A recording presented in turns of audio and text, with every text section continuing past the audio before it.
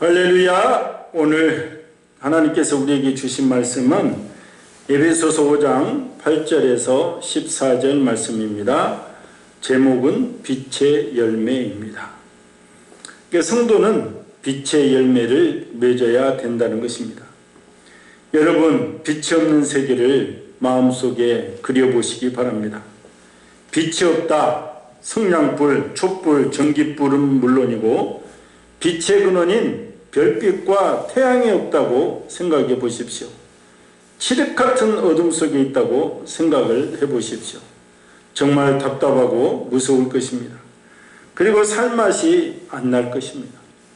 이렇게 되면 사랑하는 가족의 얼굴도 아름다운 자연 속에 그 아름다움도 물론 아무것도 보이지 않습니다.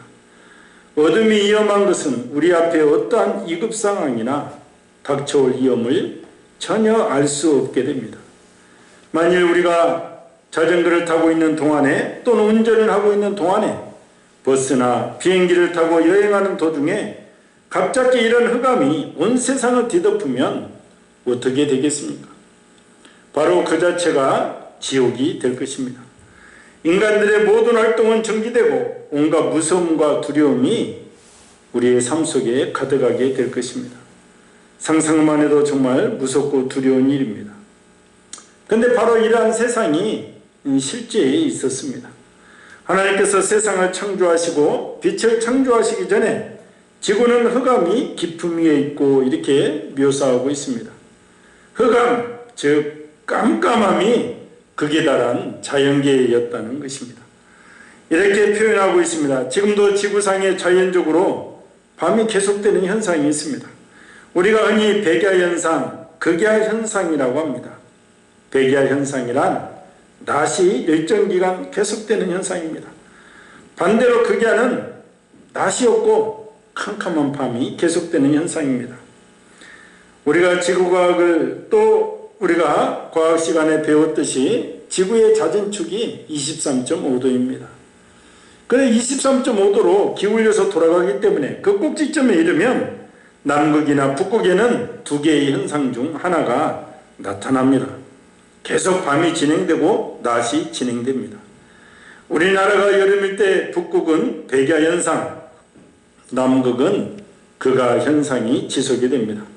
반대로 우리나라가 겨울일 때 북극은 극야현상입니다. 캄캄한 밤이 계속되고 남극은 반대로 백야현상, 낮이 지속이 되는 것이죠. 이때 얼마나 힘들겠습니까? 여러분, 우리가 일생을 사는데 계속 밤이고 계속 낮이면 정말 피곤한 것입니다. 이처럼 자연계도 칠흑 같은 어둠이 계속되면 많은 문제가 발생할 수밖에 없는 것이고 인간이 살기에도 너무 불편함이 지속이 됩니다.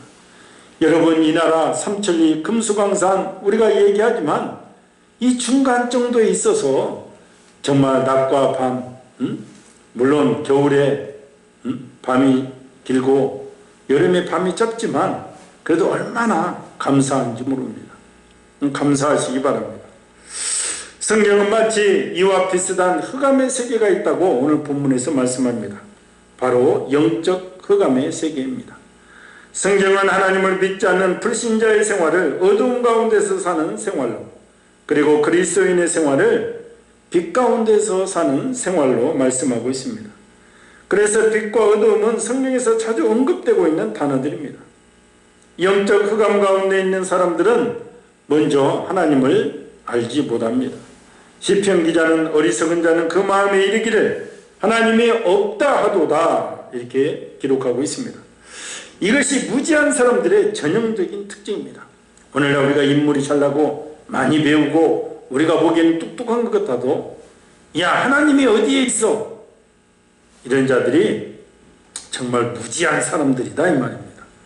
그들은 자신에 대해서 모릅니다. 그들은 자신에게 영혼이 있는 줄도 모르고 그 때문에 사람이 온천하를 얻고도 제 목숨을 잃으면 무엇이 유익하리요? 사람이 무엇을 주고 제 목숨을 바꾸겠느냐라는 질문에 대한 정답을 알지 못하고 사는 것입니다.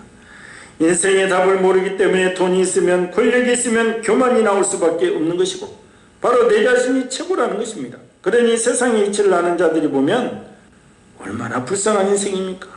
잠시 양계와 같이 이 세상에 거하는 인생인데 잠시 거하는 인생인 줄을 모르고 사는 것입니다.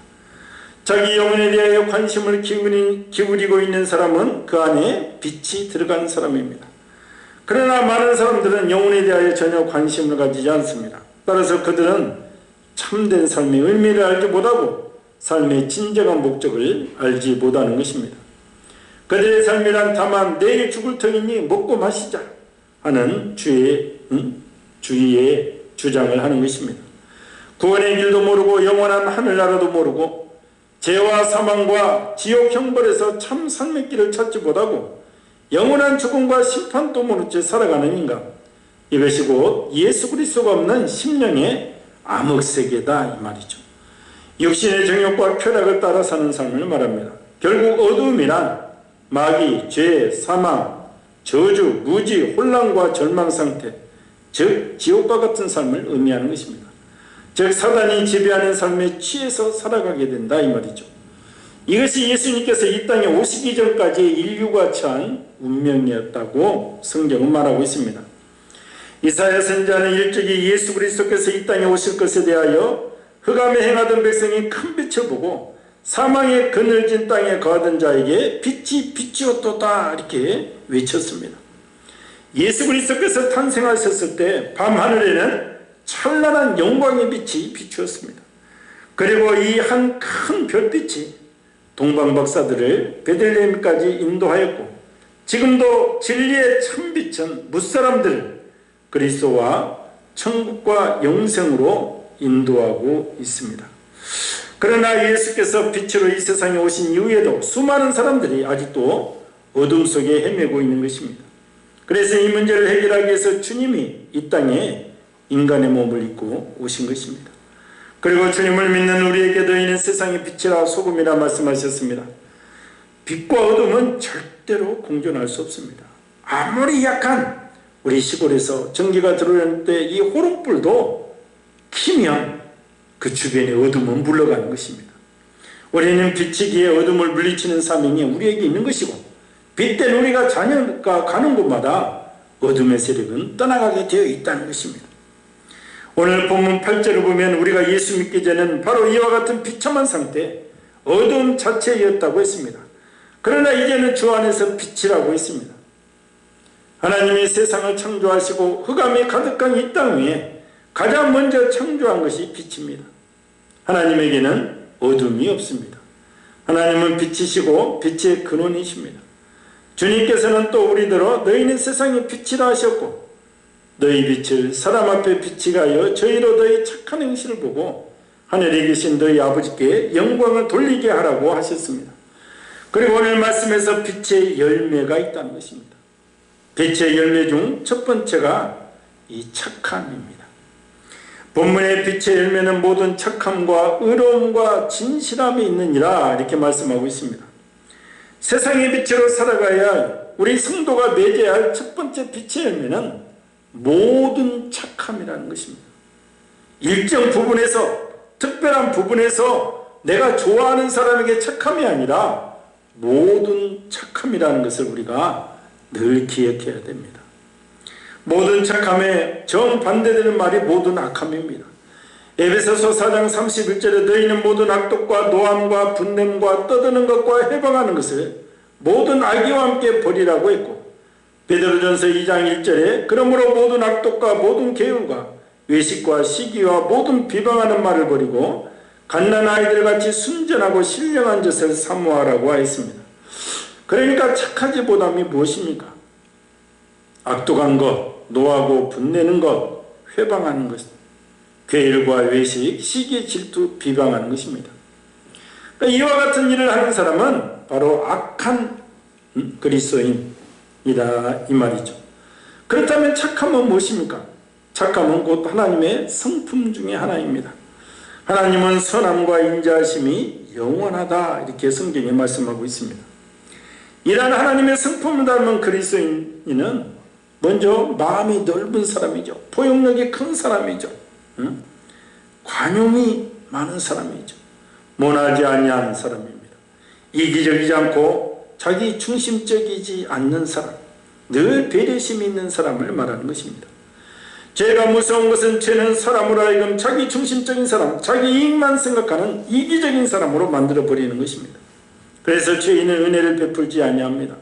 철저하게 이기적입니다. 그는 자기의 욕심, 자기의 소원을 채우려 하고 그 욕심을 채우면 그것으로 만족해합니다.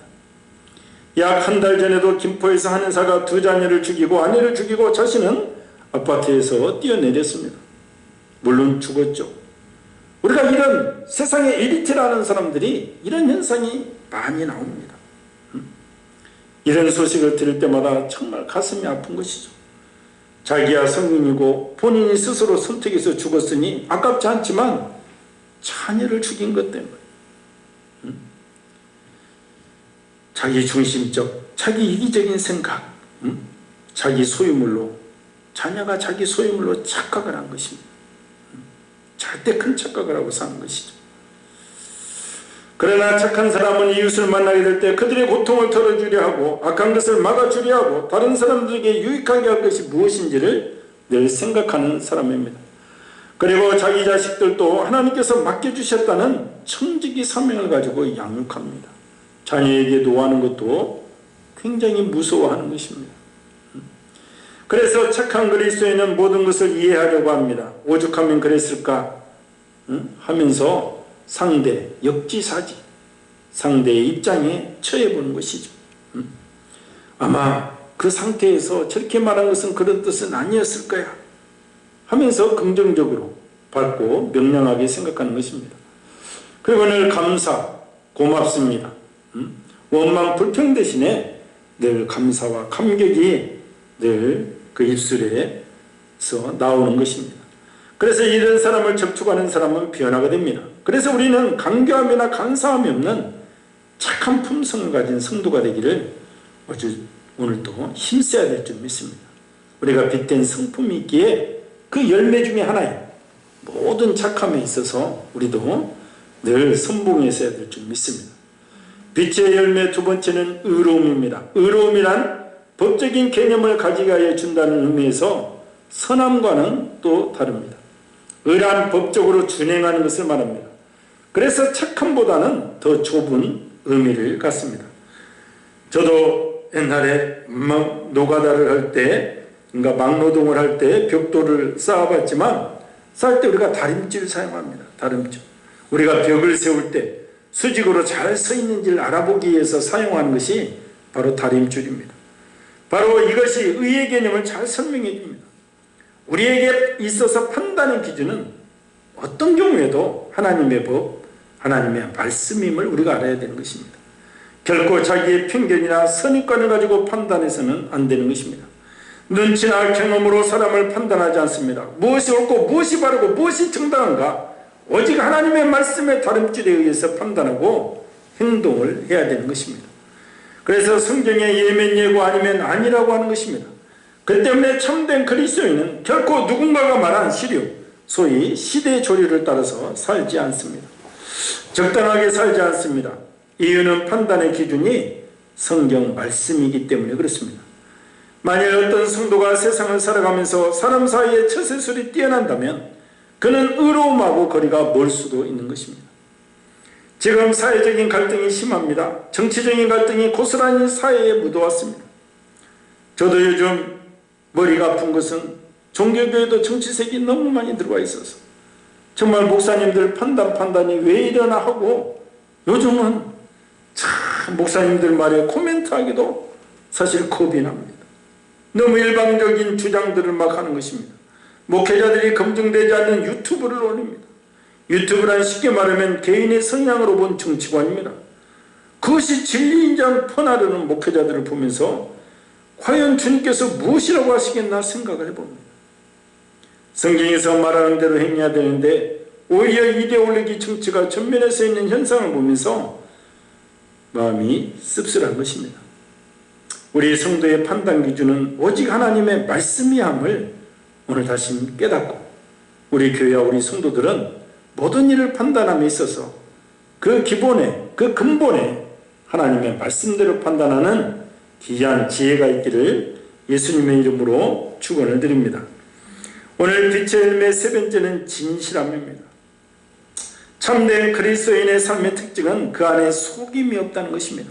솔직하다는 것. 하나님은 솔직한 심령을, 그래서 우리가 성경을 보면 다윗이나 하나님께서 쓰시는 사람들의 하나 같은 속성 중에 하나는 솔직함이 있는 것입니다. 감춘 것이나 숨긴 것이나 정직하지 못한 것이나 이선적이고 외식적인 것이 없습니다. 모든 것이 사실 그대로이며 투명하고 명료합니다. 그리스도인은 하나님의 진실함 때문에 그렇게 변화가 되는 것입니다. 하나님의 진실이 그에게 들어가 그를 사로잡기 때문에 그렇습니다. 그럼에도 불구하고 오늘날 그리스도인들 중에는 너무도 진실지 못한 사람들이 많습니다. 시편 12편 1, 2절에 여호와여 도우소서, 경건한 자가 끊어지며 충실한 자가 인생 중에 없어지도소이다. 저희가 이웃에게 각기 거짓을 말하며 아첨하는 입술과 두 마음으로 말하는도다. 탄식한 말씀이 있습니다. 야고보서 4장 8절에 두 마음을 품은 자들아 마음을 성결케 하라고 했습니다. 우리가 인생을 살아갈 때 오직 주님 앞에 진실함으로 거짓이 없어야 됩니다. 성경에 거짓의 아비는 마귀입니다. 우리가 거짓을 가장 경계해야 되는 것. 우리가 자꾸 거짓을 말하다 보면 나도 모르게 내가 섬기는 사람이 하나님이 아니라 사단이 될 수 있음을 우리가 늘 경각심을 가지고 우리가 깨달아야 될 줄 믿습니다. 우리가 하나님 앞에서의 진실도 중요하지만 사람 앞에서의 진실도 참으로 중요합니다. 성도의 인격, 성도의 능은 그 나라 그 사회의 양심의 척도가 되어야 됩니다. 이 성도들의 세계를 떠나 그 어디서보다 더 나은 진실을, 보다 깨끗한 양심을 우리가 기대할 수 있겠습니까? 한국교회의 현실을 보면 그런데 지금 그렇지 않잖아요. 지금도 우리가 교계의 현실을 보면 이런 말 저런 말, 오히려 지금도 코로나로 어려울 때 정부의 이런 정책도 다양하게 해석을 합니다. 적대적인 해석부터 먼저 그리스도인이 내려놓고 이웃을 위한 마음, 정말 스스로 낮아지는 마음을 가져야 되는데 적대세우려고 보는 이런 현실도 있는 거예요. 지금 한국교회 현실을 보면 은행에서 나의 돈을 빌려주지 않습니다. 처음부터 교회들이 성명을 걸고 돈을 갚았다면 이런 일이 왜 일어났겠습니까? 교회를 얻으러 또 월세교회들, 건물주들이 한결같이 교회들을 잘 드리지 않으려고 합니다. 그들의 경험으로 월세 받기가 너무나 힘들다는 것입니다. 그러니까 우리 자신들로부터 사회에 메시지를 던져야 됩니다. 교회 다니는 사람은 틀림없어라는 말을 드려야 됩니다. 그래야 교회가 무엇을 쓴다고 하면 서로 주겠다고 해야 정상이지. 그렇게 피하면 되겠느냐 이 말이에요. 교회와 성도들의 진실이 지금 사회와 상통하지가 않는 거 우리도 진정으로 우리가 회개하면서 우리가 거짓이 없는 신실함이 있을 때 이러한 것들이 회복될 것입니다. 그래서 우리 교회와 우리 성도들은 진실함으로 이 사회에 정말 온전한 빛의 열매를 맺어야 됩니다. 진실의 힘이라는 예화가 있습니다. 독일의 철학자 칸트의 아버지가 폴란드 사람입니다. 고향인 폴란드 슐레지인으로 가기 위해서 말을 타고 산길을 가고 있었습니다. 그때 우려했던 대로 강도들이 나타났습니다. 가진 것을 모두 빼앗기고 말도 빼앗겼습니다. 강도가 물었습니다. 숨긴 것이 더 없느냐? 예, 없습니다. 그럼 가거라. 무사히 강도들 틈을 빠져나와 한숨을 쉴 때 바지춤에 뭐가 걸려서 보니까 비밀이 감추어둔 금덩이가 있음을 발견했습니다. 그 순간 칸트의 아버지가 고민했습니다. 그러다가 급히 강도들을 부르면서 쫓아갔습니다. 제가 회개합니다. 조금 전에 가진 것이 아무것도 없다고 했는데 그때는 너무나 무섭고 정신이 없어서 숨긴 것이 없느냐고 물을 때 없다고 했는데 가다 보니까 바지춤에서 이 금덩이 숨긴 것을 발견했습니다. 받으십시오. 강도들에게 숨겼던 금덩이를 내주었습니다. 그러자 강도는 빼앗은 물건과 말을 내주면서 엎드리더니 저희들을 위해서 기도해 주십시오. 당신이 두렵습니다. 이렇게 말했습니다. 바보 같은 순결함에 그 강도들은 무릎을 꿇고 말했습니다. 주님은 천국은 어린아이와 어린아이 같아야 간다고 말씀하셨습니다. 불의가 판을 치는 세상에서도 진실 앞에서는 누구나 떠는 것입니다.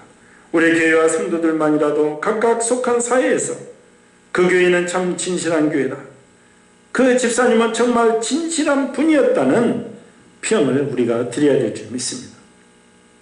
우리는 빛의 자녀입니다.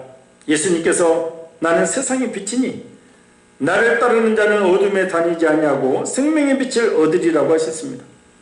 예수님은 빛이신 고로 어두운 것을 미워하시고 빛 가운데 사는 자를 사랑하십니다. 우리는 세상에서 빛을 비추는 자로 쓰임받아야 되는 것입니다. 어느 날 테레사 수녀는 한 노인의 집을 방문했습니다.